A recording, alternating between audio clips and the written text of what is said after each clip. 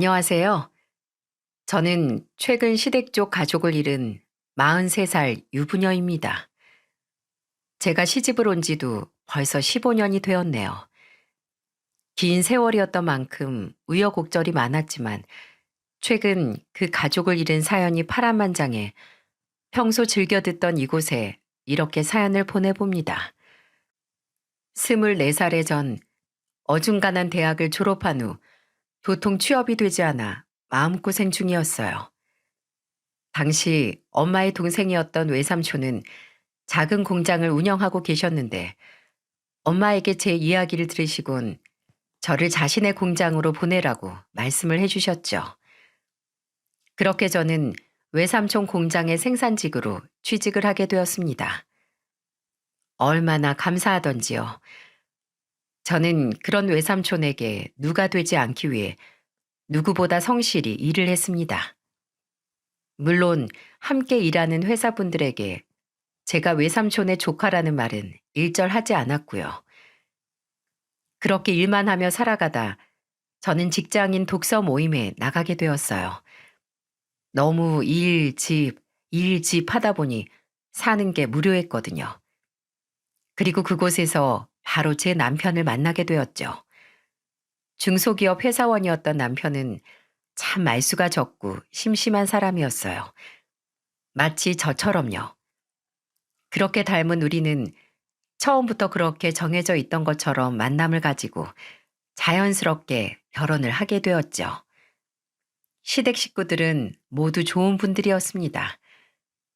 남편 아래로 시누이와 시동생이 있었지만 시부모님을 포함해 시댁 식구들은 모두 남편처럼 말이 없고 무뚝뚝한 편이었죠. 그래서 시댁 식구들끼리 모일 때면 항상 거실에선 말소리 대신 TV 소리와 과일 씹는 소리만 가득했어요. 그런 시댁의 분위기가 바뀐 건 제가 결혼한 지 2년 후 시동생이 결혼해 동서가 생긴 후부터였습니다. 동서는 저처럼 공장 생산직으로 일을 하던 사람이었죠. 하지만 저와는 다르게 동서는 굉장히 쾌활하고 보기만 해도 기분이 좋아지는 그런 사람이었어요. 결혼 후 첫 명절날 서로 굉장히 어색할 줄 알았던 동서가 전을 붙이다가 글쎄 제게 뭐라고 했는지 아세요? 안녕하세요, 형님. 어머, 형님 피부가 어쩜 이렇게 하얗고 고우세요? 저 사실 상견례 자리에서 형님 처음 뵀을 때부터 말씀드리고 싶었는데 아부처럼 들으실까봐 말씀 못 드렸거든요.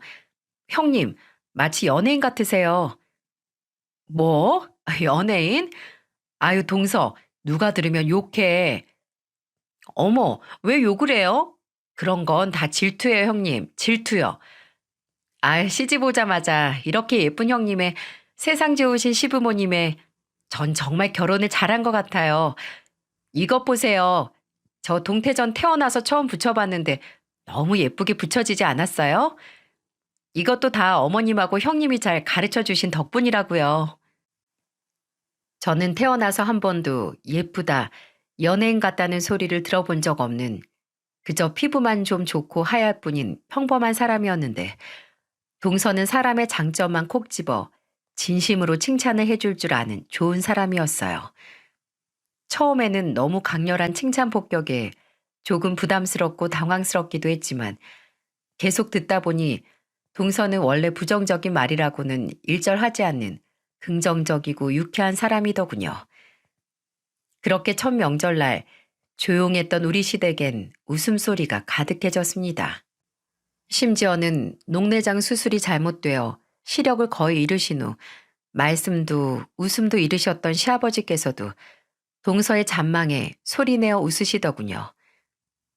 그 뒤 우리 시댁 모임의 분위기는 완전히 달라졌습니다.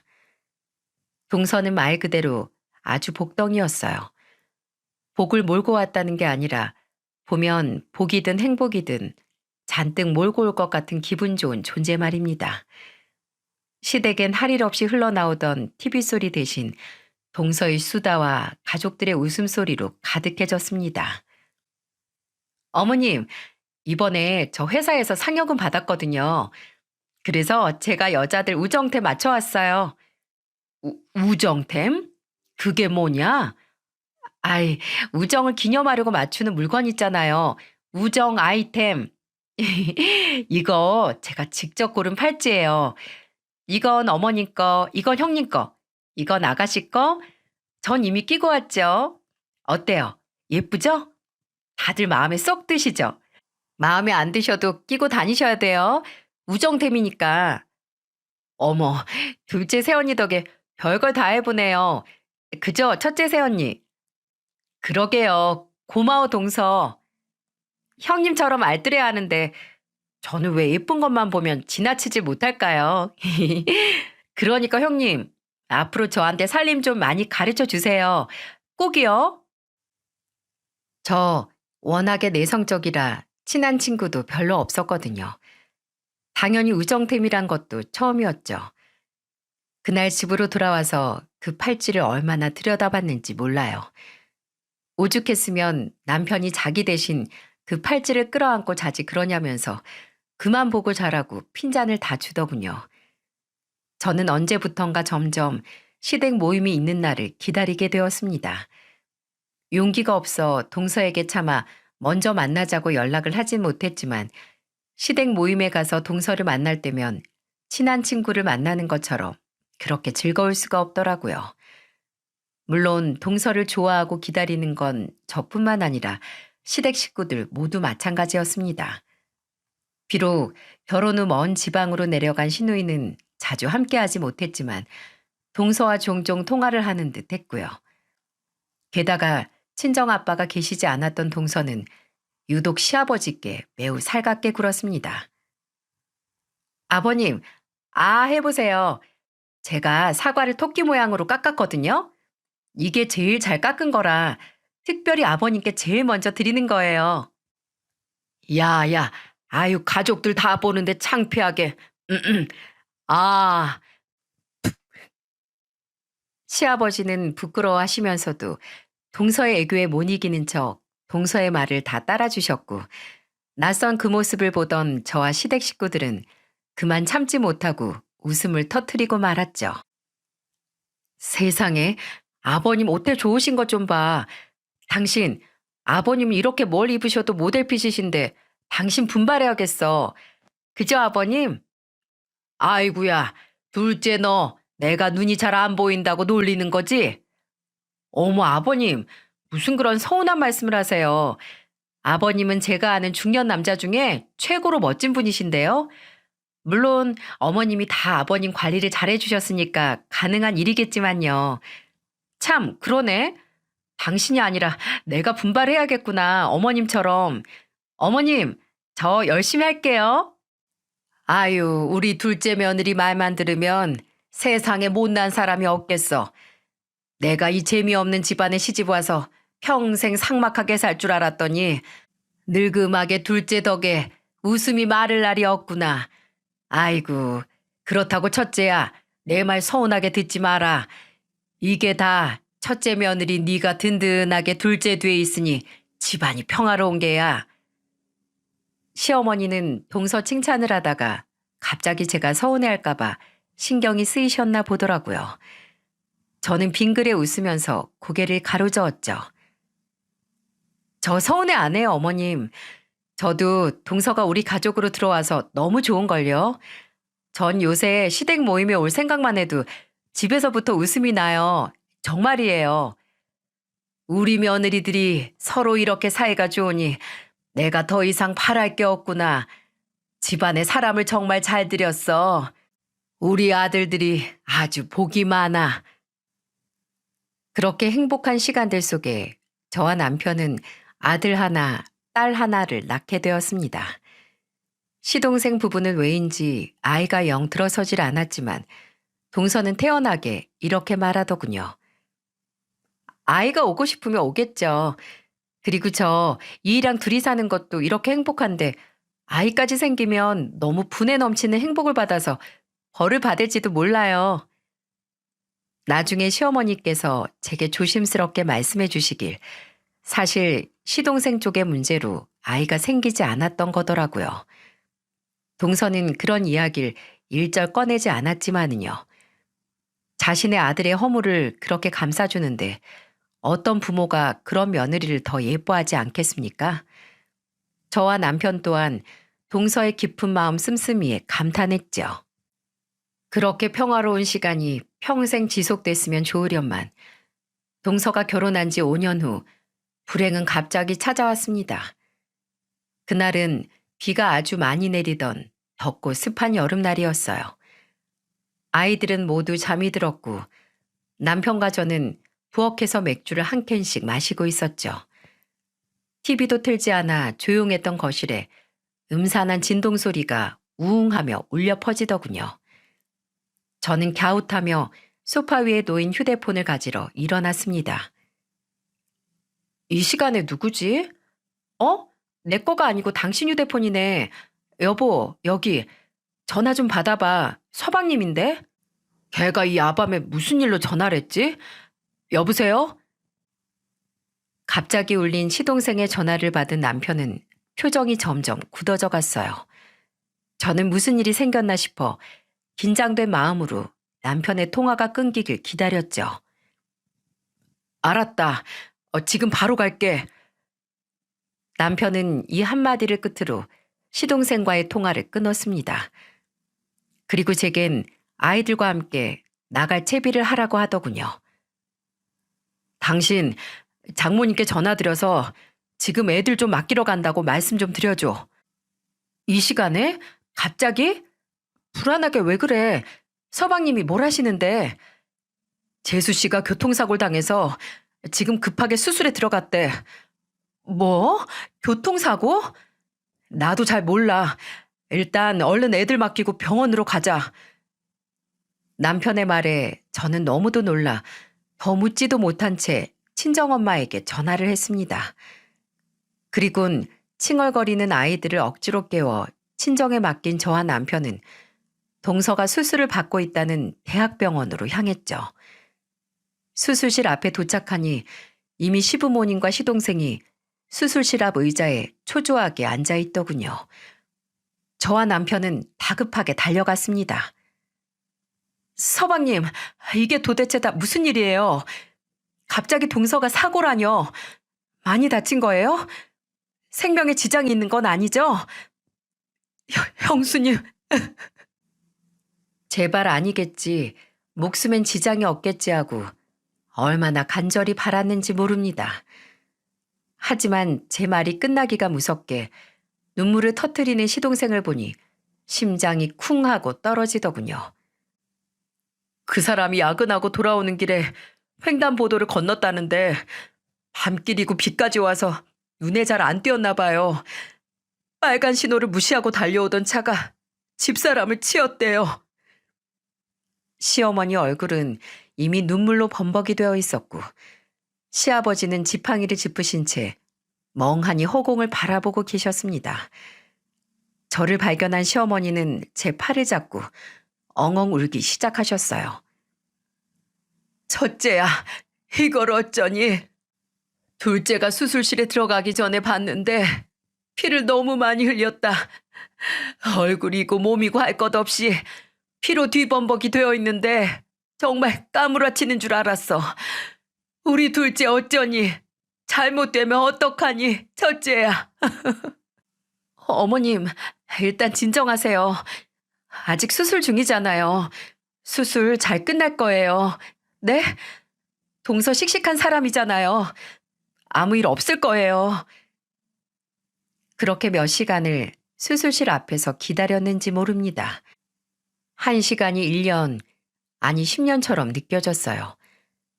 수술 시간이 길어질수록 시어머니와 시동생의 흐느끼는 소리가 점점 커져갔죠. 동서는 결국 수술이 끝난 후 혼수 상태에 빠졌습니다. 언제 숨이 멈춰도 이상하지 않으니 가족들을 부르라는 의사의 말이 왜 그렇게 매정하게 느껴지던지요. 서방님과 남편 그리고 저와 시부모님은 3일 내내 아무도 병원을 떠나지 않았어요. 혹여 잠깐 집에 씻기라도 하러 간 사이에 동서에게 무슨 일이 생길까 봐서요. 저는 남편의 손을 붙잡고 미친 사람처럼 중얼거리며 기도를 했죠. 하나님, 부처님, 예수님, 아니, 그냥 아무 신이나 좀 들어주세요. 우리 동서 좀 살려주세요. 세상에 저렇게 천사 같은 사람이 어디 있나요? 먼저 하늘로 데려갈 거면 사고를 낸 그놈을 데려가시지. 왜 우리 착한 동서를 데려가려고 하세요? 우리 동서 살려주시면 제가 앞으로 교회도 나가고 절도 다닐게요. 헌금이든 시주든 듬뿍 하고 평생 감사하는 마음으로 살게요. 제발요. 계속해서 중얼거리는 저를 말리는 사람은 아무도 없었습니다. 시아버지는 눈물만 뚝뚝 떨구시며 동서의 손을 멍하니 어루만지고만 계셨고, 시어머니는 그런 시아버지 옆에서 아이고 아이고 하고 가슴을 치며 흐느끼다 말다를 반복하셨죠. 남편은 힘들어하는 시동생 옆을 묵묵히 지키고 있었고요. 그렇게 동서가 깨어나지 않은 지 3일째 되던 날이었어요. 아이고, 형경아, 이게 무슨 일이냐? 엄마 왔다. 엄마가 왔어. 당시 뇌출혈로 쓰러진 후 몸 절반이 마비가 되어 지방의 요양병원에 계셨던 동서의 친정어머니가 간병인의 도움을 받아 병원으로 오셨더군요. 그것도 힘들게 휠체어를 타신 채로요. 동서의 어머니는 병실에 들어서자마자 한쪽이 마비된 입으로 힘겹게 동서를 부르며 눈물을 쏟아내셨습니다. 시어머니께선 그런 동서의 어머니에게 달려가 손을 잡고 엉엉 우셨죠. 아이고, 사돈, 사돈, 우리 형경이 괜찮은 거지요? 네? 시어머니께선 차마 대답을 못하시곤 그저 눈물만 하염없이 흘리셨습니다. 이후 몇 시간 뒤 뒤늦게 도착한 신운의 부부마저 침대에 누워있는 동서를 보고 눈물을 왈칵 터뜨리더군요. 그리고 신우 부부가 도착한 지 1시간쯤 지났을 때 동서는 가늘고 힘겨운 싸움을 마치고 결국 생을 마감하고 말았습니다. 동서의 숨이 끊어지던 순간 비명을 지르며 절규하던 서방님과 시어머니의 목소리가 얼마나 처절하던지요. 지금도 가끔 악몽을 꿀 때면 그 오열하는 소리가 메아리처럼 제 귀에 들리곤 합니다. 동서는 자신의 친정어머니를 기다렸던 걸까요? 아니면 모든 가족들의 얼굴을 보고 가고 싶었던 걸까요? 그 바보같이 맑고 착하던 사람이 시동생과 가족들을 두고 먼저 떠나기가 얼마나 힘들었을까요? 다들 넋을 놓고 오열을 할 때 저는 동서의 마지막 얼굴을 보며 동서에게 저 혼자만의 다짐을 했습니다. 동서, 혼자 외롭게 보내서 미안해. 내가 동서 대신 서방님 잘 돌봐드릴게. 동서 어머니도 내가 외로우시지 않게 꼭꼭 자주 찾아뵐게. 그러니까 마음 무겁게 떠나지 말고 잘 가. 훨훨 가. 이후 동서의 장례식 내내 통곡을 하던 다른 가족들과 다르게 시아버지는 눈물만 연신 흘려보내실 뿐 아무런 말씀이 없으시더군요. 그러다 동서의 발인 날 화장터에 들어가는 동서의 관을 잘 보이지도 않는 눈으로 물끄러미 지켜보던 시아버지는 그제야 곡을 하기 시작하셨습니다. 아이고, 아이고, 며느라, 우리 며느라, 얼마나 뜨거울꼬. 저 가여운 것을 어쩌나. 며느라, 왜 나를 먼저 두고 그렇게 가니? 가지 마라, 며느라. 가지 마. 큰 소리도 내지 못하시고 유리창을 매만지며 흐느끼는 시아버지의 뒷모습이 그렇게 구슬플 수가 없더군요. 동서가 죽은 후 가족 모두가 슬퍼했지만 가장 힘들어했던 사람은 시아버지셨어요. 어느 날은 시댁에 가보니 시아버지께선 동서와 함께 찍은 가족 사진을 보고 울고 계셨습니다. 잘 보이지 않는 눈으로라도 동서의 얼굴을 들여다보려 사진을 눈앞에 아주 가까이 댄 채로요. 그만큼 동서에 대한 시아버지의 애틋함은 이루 말할 수가 없었어요. 이후 저는 동서에게 한 약속대로 쉬는 날이면 왕복 5시간이 걸리는 요양병원을 오가며 동서의 어머니를 자주 찾아뵙고 동서 대신 말동무가 되어드렸습니다. 3년 뒤 결국 노쇠하신 동서의 어머니의 임종까지 시동생과 함께 곁에서 지켜보았죠. 동서의 친정 어머니가 돌아가시던 날 저는 동서 어머님의 손을 꼭 잡고 그동안 많이 힘드셨으니 이제 동서 곁으로 가서 편히 쉬시라고, 그리고 동서에게 제가 참 많이 보고 싶어 한다고 꼭 좀 전해달라고 속삭였습니다. 야속한 시간은 그렇게 속절없이 흘러갔어요. 저와 시댁 식구들은 힘들게나마 조금씩 아픔을 이겨내고 있었죠. 시간이 약이라는 옛말이 정말 맞더라고요. 우리는 더디게나마 일상을 찾기 시작했습니다.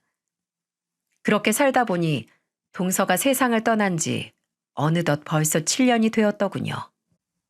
일상의 변화는 어느 날 갑자기 찾아왔어요. 바로 시동생이 재혼을 하겠다며 시댁 모임에서 폭탄 선언을 한 거예요. 재혼이라고요, 서방님? 시댁 식구들 모두 많이 놀라긴 했지만 이내 다들 그저 고개만 끄덕일 뿐 별다른 말을 하지 않더라고요. 저 또한 마찬가지였죠. 다들 동서를 너무도 아꼈던 터라 동서의 자리를 대신할 사람이 생긴다는 게 달갑진 않았겠지만 또 한편으론 아직 젊은 시동생이 언제까지고 혼자 살 수도 없는 노릇이니 반대할 수도 없고 다들 저처럼 이렇게 복잡한 심정이었을 겁니다. 그렇게 다들 심란한 마음을 아는 채 시동생의 상견례 날이 되었어요. 함께 가자는 시어머니의 말에 저도 단정한 차림으로 따라 나섰죠. 그곳에서 처음 본 새로운 동서는 뭐랄까 예쁘긴 한데 전 동서와 다른 의미로 굉장히 강렬했습니다. 글쎄 분명 단정해야 할 상견례 자리에 어울리지 않는 짧은 치마를 입고 새빨간 립스틱까지 바르고 왔더라고요.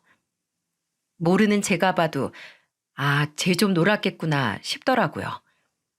하지만 그 여자의 강렬함은 겉모습이 끝이 아니었답니다. 아, 형님 되실 분?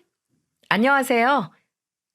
저를 처음 봤을 때부터 그 여자는 뭔가 못마땅한 표정이더군요. 처음엔 제 착각이겠거니 하고 넘겼지만 그게 제 착각이 아니라는 건 금방 알 수 있었습니다. 상견례가 끝난 후 화장실에서 마주친 그 여자가 저를 위아래로 훑어보며 글쎄 뭐라고 했는지 아세요?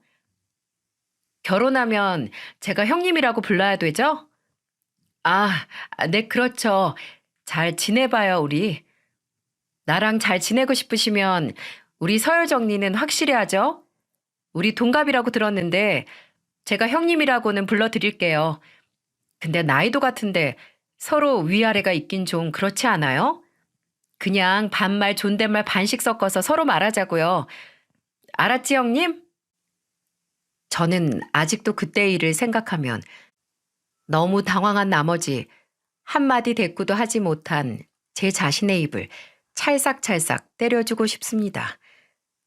제가 하도 어안이 벙벙해 입을 떡 벌리고 있자 그 여자가 바르던 립스틱을 핸드백에 넣으며 이렇게 말하고 나가더라고요.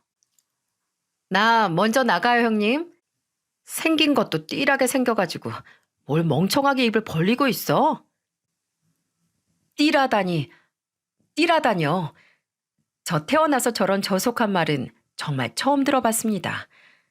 그것도 처음 만난 사람한테요. 제가 뒤늦게 정신을 차리고 밖으로 나갔을 때 그 여자는 이미 자기 식구들과 차를 타고 먼저 집으로 가버렸더군요. 이후 시부모님과 남편은 뭔가 그 여자를 탐탁지 않아 했지만 뭐 40이 넘은 시동생이 자기가 좋다는데 뭐라고 말리겠어요?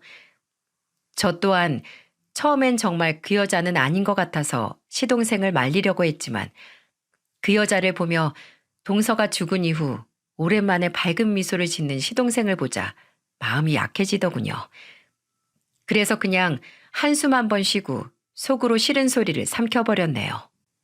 뭐 저렇게 싸가지가 없어 보여도 시동생한텐 잘하니까 재혼까지 한다고 했겠지. 시동생한테만 잘하면 되지 하고 애써 생각하면서요. 이후 시동생과 그 여자, 그러니까 새 동서는 각자 양가 친지만 모시고 조촐한 결혼식을 올렸습니다.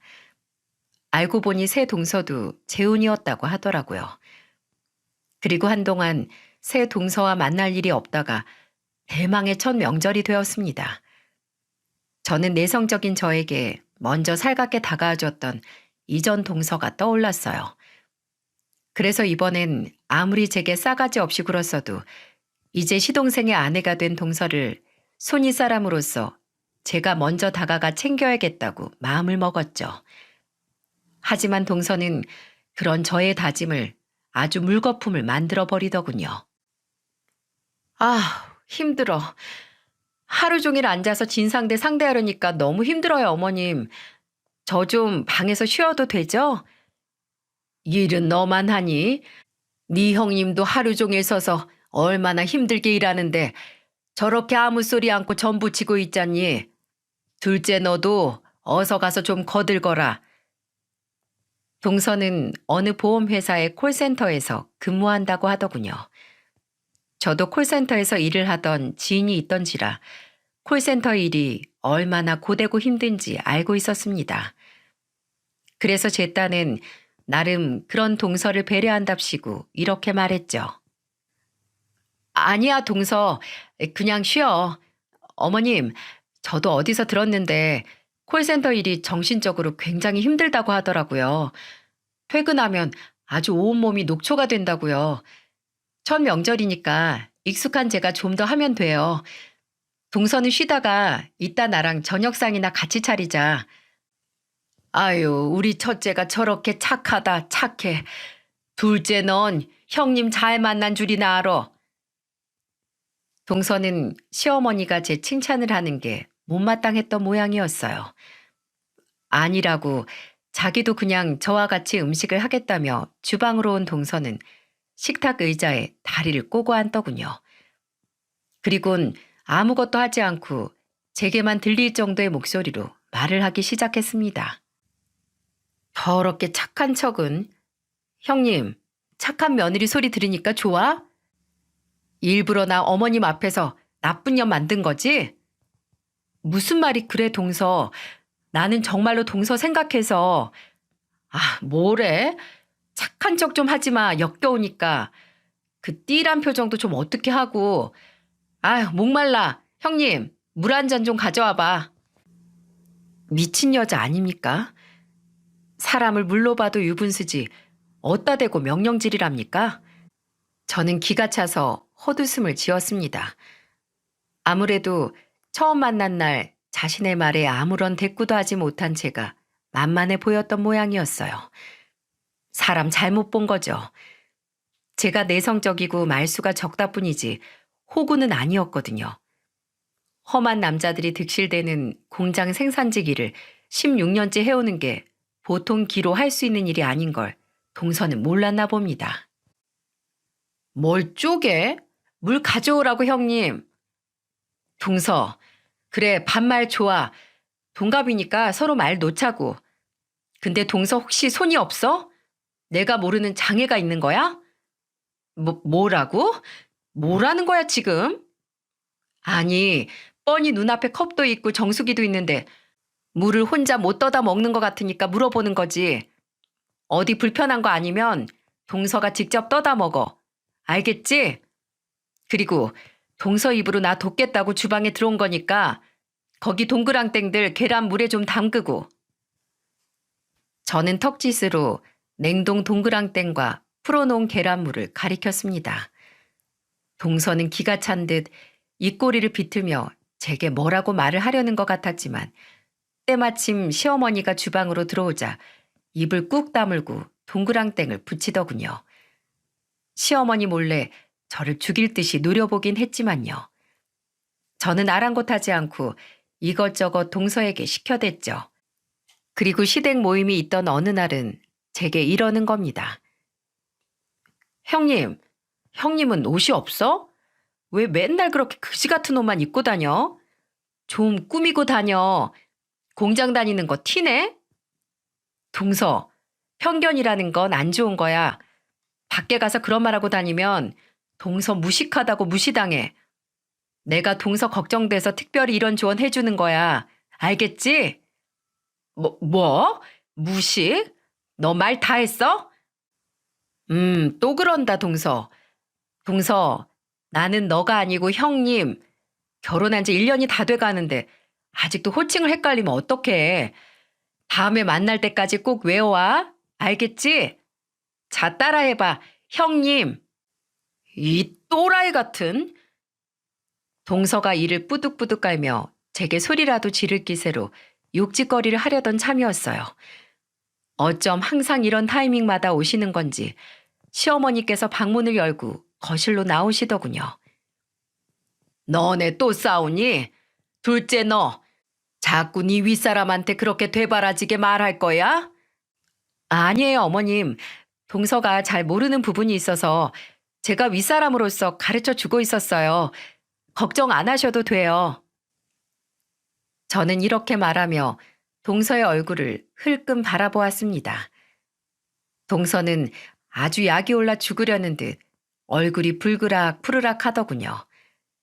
이후에도 동서와 전 만날 때마다 숨막히는 신경전을 벌였고 그만큼 사이는 점점 더 악화되어 갔죠. 시부모님도 대충 눈치는 채셨는지 그런 저와 동서의 모습을 보며 한숨을 푹 쉬셨고요. 그렇게 아슬아슬한 살얼음 판을 걷고 있는데 드디어 사건이 터졌습니다. 그것도 바로 시아버지의 생신이에요. 그동안 잘 참아왔던 제게도 그날 그 여자의 발언은 꽤 충격적으로 다가왔습니다. 시아버지의 생신날 저녁, 저는 나름대로 정성껏 미역국을 끓여 시댁에 가지고 갔습니다. 당시 코감기가 심하게 걸렸던 전 평소 감에 의지해 미역국 간을 맞췄죠. 감기 때문에 도통 아무런 맛도 느껴지지 않았거든요. 그렇게 미역국을 시댁에 가져가 한 번 더 끓이고 있는데 동서가 제 옆으로 와 숟가락을 들고 제게 아무런 말도 없이 미역국을 한 입 떠먹더군요. 그런 다음 동서는 아주 몰상식한 행동을 하더군요. 아우, 왜 이렇게 짜? 바로 인상을 확 찌푸리며 입에 머금었던 미역국을 그대로 싱크대에 퇴하고 뱉어버린 거예요. 민망해진 전 황급히 미역국을 다시 먹어보았죠. 여전히 아무런 맛도 나지 않았지만은요. 저는 급한 대로 정수물을 더 받아 미역국에 부으며 변명을 했습니다. 그렇게 짜? 평소대로 간 한 건데 내가 간을 잘못 맞췄나 보네. 간 다시 해야겠다. 하지만 동서는 그날 아주 작정을 했는지 제게 아주 모욕적인 말을 내뱉더군요. 바로 제가 제일 싫어하는 직업 비하적인 말이요. 저는 정말 태어나서 그렇게 못된 여자는 처음 봤어요. 평소에 자기가 형님이니 윗사람이니 교육이고 어쩌고 하더니 미역국 하나 제대로 못 끓이면서 형님은 무슨 형님? 형님, 공순이들은 간도 잘 못 맞추나 봐. 아유, 이러니까 무식한 공순이들이랑 놀아주면 안 돼. 뭐 잘하는 거 하나도 없이 잘난 척만 더럽게 하고. 형님, 그거 다 자격지심인 거 알지? 추하다, 추해. 아니, 도대체 공장 다니면 무식하다는 말은 어디서 주워들은 말이랍니까? 무슨 옛날 고리적 이야기도 아니고 저도 나름대로 대학까지 졸업한 사람인데요. 그리고 설사 대학을 나오지 않았다고 한들 그게 대수입니까? 요즘 세상에? 공장 다니는 사람이 잘난 척하면 자격지심 부리는 거라는 말은 제가 16년 공장 생활을 하면서 처음 들어봤습니다. 제가 하도 어이가 없어서 한마디 하려던 찰나였어요. 저와 동서 등 뒤에서 시어머니가 고함을 치시며 등장을 하시더군요. 뭐? 공순이? 얘가 보자 보자 하니까 둘째 너 지금 실수한 거다. 어머님, 그게 너는 뭐 벌면 얼마나 벌길래 첫째를 무시해? 어? 너 얼마나 버는데? 제 벌이가 뭐가 중요해요. 아, 얼마 버냐고? 200 조금 넘게요. 200? 너 그렇게 무시하는 공장 다니는 첫째가 적어도 네 3배는 넘게 벌 거다. 예? 3배요? 동서는 놀란 눈을 꿈뻑거리며 저를 쳐다보더군요. 저는 아무 말 없이 인상을 쓰고 동서를 쳐다보기만 했죠. 조금 전 동서의 말에 정말 오만정이 다 떨어져 아무 말도 섞고 싶지 않았거든요. 그러거나 말거나 시어머니는 정말 따발총처럼 말을 따다다다 소화되기 시작하셨습니다. 3배든 4배든 너보다는 훨씬 잘 벌어. 너 얘가 다니는 회사가 누구 건지는 알아? 얘네 외삼촌 거야. 게다가 직업에 귀천이 없고 버는 액수가 다가 아니라지만 첫째 얘는 그 회사만 16년을 다녔다. 너 한 곳에서 그렇게 오래 일할 수 있어? 결혼 생활도 오래 못해서 지금이 벌써 3번째인 주제에 누가 누굴 무시해? 어머님, 제 이혼 얘기가 지금 여기서 왜 나와요? 너, 내가 너네 결혼한다고 할 때 우석이 걔를 얼마나 말렸는지 모르지? 우리 우석이야 사별해서 어쩔 수 없었다 치지만 이혼을 한 번도 아니고 2번이나 한 여자라길래 내가 도시락을 싸가지고 다니면서 말렸다. 이럴 줄 알았으면 아주 그놈을 두들겨 패서라도 결혼을 막았어야 했는데 아유, 내 죄다. 내 죄야. 저는 시어머니께서 그렇게 큰 목소리로 거친 말을 내뱉으시는 모습을 처음 봤습니다. 너무 놀란 나머지 제 턱이 다물어지지 않을 정도였죠. 저 말을 고스란히 받아내던 동서는 오죽했겠어요? 표정을 보니 가관도 그런 가관이 없더라고요. 어찌나 놀랐는지 눈에는 눈물까지 그렁그렁 하더라고요. 하지만 우리 멋진 시어머니는 약해지지 않으셨습니다. 그리고 너, 내가 네 형님한테 하는 말, 행동들 다 모를 거라고 생각했지?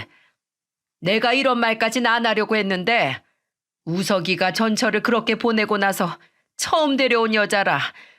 그래도 내 아들 아내라고 첫째 얘랑 차별 안 하고 똑같이 예뻐해 주려고 애써 참아준 거야. 그러다 듣다 더 이상은 못 들어줄 것 같을 때 모르는 척 니들 사이에 끼어든 거고. 알아? 근데 넌 도저히 안 되겠다. 안 되겠어. 너는 아주 싹수가 글러먹었어. 둘째 너, 이따가 저녁 먹고 설거지 혼자 다 해. 네 형님은 시애비 생일이라고 미역국까지 끓여왔는데 너는 불평불만 빼고 도대체 한 게 뭐가 있어? 네? 아니 어머님, 식구가 몇인데 그 많은 걸 제가 다 해요? 그리고 왜 그렇게 형님만 예뻐하세요? 제가 뭘 그렇게 잘못했다고요. 형님도 평소에 저한테 얼마나 못되게 말하는데요. 너랑 얘기하다 보면 부처님도 이를 갈고 이 새끼 저 새끼 하실 거다. 첫째가 그나마 점잖아서 그동안 널 참아준 줄이나 알아. 너 이따 설거지 싹 다 안 해놓으면 2번 다시 내 얼굴 못 볼 줄 알아. 알겠어? 저는 씩씩거리는 시어머니를 모시고 주방을 일단 벗어났습니다. 동서는 뒤에 남아 뭐가 그렇게 서러운지 엉엉 울더라고요. 거실로 와서도 시어머니는 시근덕대며 제게 말씀하셨죠. 시집살이 소리 들을까봐 여태 봐줬더니 제가 시댁을 아주 물로 보고 있구만. 쟤는 안 되겠다. 첫째 너 집에 오면 앞으로 아무것도 하지 마라. 내가 시집살이가 뭔지 둘째 쟤한테 아주 톡톡히 보여줘야겠다. 그렇게 제게 호언장담을 한 시어머니는 정말로 그 뒤로 동서를 쥐잡듯이 잡기 시작했습니다. 명절이나 조부모님 제삿날엔 저와 가족들은 손도 대지 못하게 하시면서 하기 싫어서 울먹이기까지 하는 동서를 붙잡고 전이니 나물이니 전부 명령조로 시키시더군요. 저야 뭐 시어머니가 하지 말라는데 어쩌겠어요. 그저 시아버지와 남편과 소파에 앉아 귤이나 까먹으며 그 모습을 구경하고 있었죠. 시동생만 혼자 뒤에서 안절부절 못하고 있었고요. 어머님, 하나씩 시키세요. 너무 힘들어요, 저. 싫다. 네가 그렇게 무시하던 네 형님은 몇 년을 해오던 건데 넌 왜 못하고 징징거리기만 하니? 네 말 맞다 나. 네 형님만큼은 해야 될 거 아니야? 잔말 말고 마저 해. 엄마, 이 사람 좀 그만 잡아. 나머지 내가 할게. 어? 넌 썩 나가지 못해? 이 모지리 같은 놈이 어디서 이런 애를 데려와가지고 다 늙은 이 엄마 혈압을 솟구치게 해? 두 번 다시 이 집에 발 안 들일 생각이걸랑 날 말리고 아니면 거실로 썩 나가. 꺼져. 저는 저희 시어머니가 그렇게 욕을 잘하시는지 정말 몰랐습니다. 옆에서 연신 한숨을 쉬시는 시아버지 때문에 마음이 조금 무겁긴 했지만 사실 정말 꿀잼이더라고요. 저는 차마 입 밖으로 소리 내지 못하고 마음속으로나마 열심히 시어머니를 응원했죠. 하지만 시어머니의 스파르타식 교육도 그리 오래가지 못했어요. 왜냐면 말이죠. 그로부터 6개월도 채 되지 않아 시동생과 동서가 이혼을 했거든요. 성격 차이였다고 하는데 나중에 시동생에게 들어보니 사정이 아주 더 가관이었더라고요. 동서, 그러니까 그 여자는 예전에 배우 지망생이었다고 합니다. 어쩐지 얼굴이 엄청 반반했어요. 그 반반한 얼굴에 속아 결혼한 남자들은 이내 그 여자의 실체를 알고 냅다 주랭랑을 쳐버렸던 거죠. 그렇게 그 여자 얼굴에 속은 세 번째 남자가 바로 시동생이었고요. 40이 넘자 더 이상 배우로서의 길은 가망이 없다고 생각했는지 뒤늦게 정신을 차리고 콜센터에 취직을 해서 열심히 살던 와중 소개팅으로 시동생을 만났던 겁니다. 시동생은 얼굴도 예쁜 여자가 자신과 같은 아픈 과거를 가지고 열심히 살아가는 모습을 보니 측은지심이 들었었다고 나중에 이야기하더라고요. 게다가 갑자기 시어머니가 폭발한 이유가 제게 망발을 한 것 이외에도 하나 더 있더군요. 시아버지 생신 며칠 전 연락 없이 시동생의 집에 볼 일이 있어 방문을 했던 시어머니가 충격적인 사실을 알게 되셨던 겁니다. 바로 모든 집안일을 시동생이 전담하고 있었던 거였어요. 요리부터 설거지, 청소와 하다못해 쓰레기 버리기까지 전부 다요. 그 여자는 자기가 시동생에게 부탁할 일이 있을 때만 집안일을 하는 척 정도만 했다고 하네요. 그 사실을 알게 된 시어머니가 뒷목을 잡고 있던 차에 시아버지 생신날의 사건이 터진 거고요. 정말 하나하나 버릴 것 없이 전부 대단했던 여자였습니다. 그러니 시동생의 이혼 소식을 들은 날 시댁 분위기가 어땠겠어요? 아주 다들 쌍수를 들고 환영을 했죠. 우리 남편은 옆에서 박수까지 쳐대더군요. 시동생은 그날 이혼 축하 파티에서 가족 모두에게 사과를 했습니다. 죄송해요. 엄마가 말리실 때 엄마 말씀 들었어야 했는데 제가 잠깐 눈에 뭐가 씌었었나 봐요. 형수님, 저 때문에 그동안 마음고생 많으셨죠? 죄송해요. 알면 되셨네요. 서방님, 이제 여자 데려오실 거면 꼭 저한테 확인 먼저 받으셔야 해요. 아셨죠? 시동생은 이제 결혼은 질렸다며 앞으로 혼자서 여유롭게 즐기며 살 거라고 선언을 하더군요. 그리고 며칠 뒤 정말로 시동생은 시부모님 댁으로 아예 들어와 버렸습니다. 시부모님께선 노년에 다 늙은 아들을 끼고 살게 됐다고 푸념하셨지만 저는 알죠. 두 분께서 평소에 내심 많이 쓸쓸해 하셨다는 것을요. 아마 말씀은 저렇게 하셨어도 속으론 굉장히 좋아하셨을 겁니다. 그렇게 모든 일이 다 끝난 줄 알았는데 아니더군요. 시동생이 이혼한 지 얼마 되지 않았던 어느 날 제게 정말 깜짝 놀랄 일이 생겼습니다. 어머, 이게 뭐야? 바로 그 여자가 제게 장문의 문자를 보낸 거예요.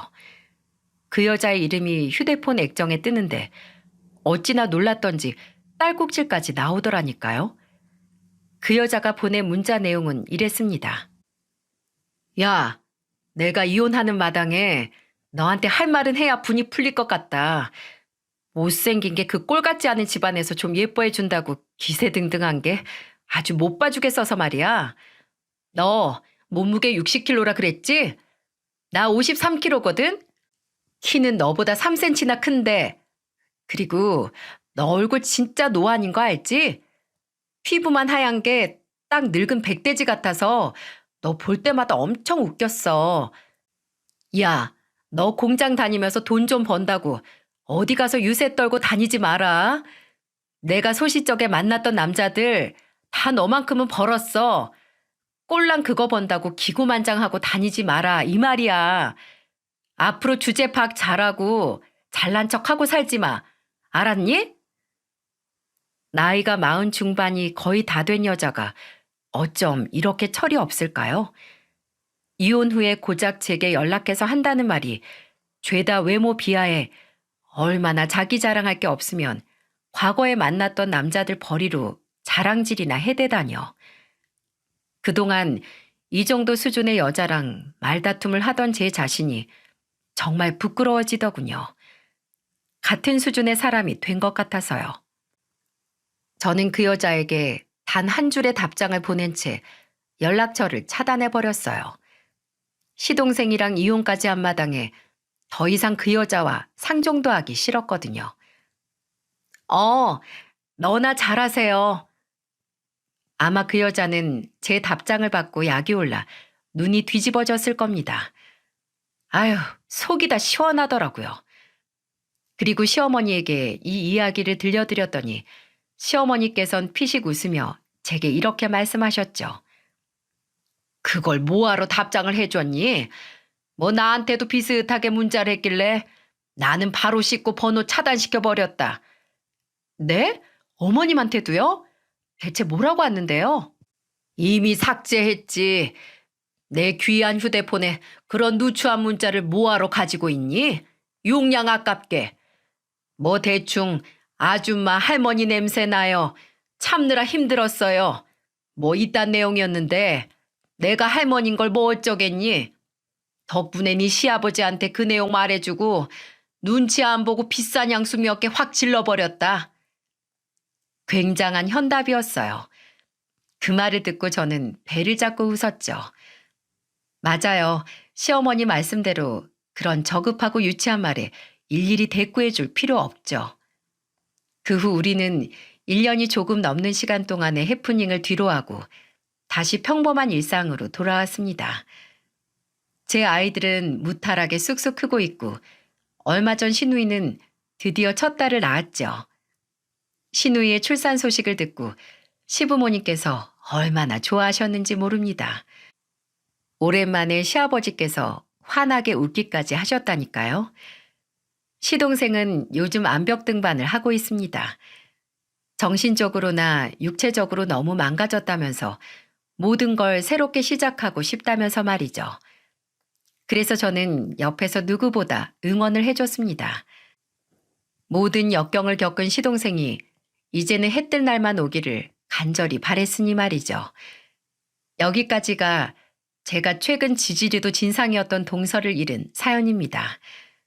사실 정확히 말하자면 각각 너무도 달랐던 두 명의 동서를 잃은 이야기죠.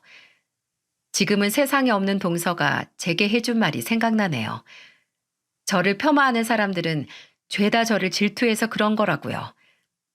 그 말을 들었을 땐 그저 참 긍정적인 사고방식을 가진 사람이구나 생각했는데 시간이 지날수록 동서의 저 말이 제 자존감을 올려주고 저를 더욱 단단하게 만들어주더라고요. 오랜만에 동서 이야기를 꺼내니 그 밝았던 얼굴이 참 보고 싶어지네요. 오늘은 자기 전에 동서가 세상을 떠난 후 마음이 아파서 한 번도 꺼내보지 못했던 우리의 우정 팔찌를 꺼내봐야겠어요.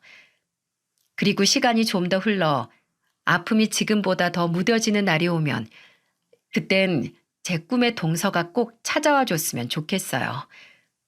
그리고 예전처럼 제게 이렇게 말해줬으면 좋겠네요. 형님 보고 싶었다고. 세상에서 제일 멋진 우리 형님, 앞으로도 어떤 일이든 다 멋지게 해나갈 수 있을 거라고 말입니다. 그럼 제 사연을 들어주신 여러분 모두 오늘은 기분 좋은 꿈 꾸셨으면 좋겠습니다. 감사합니다.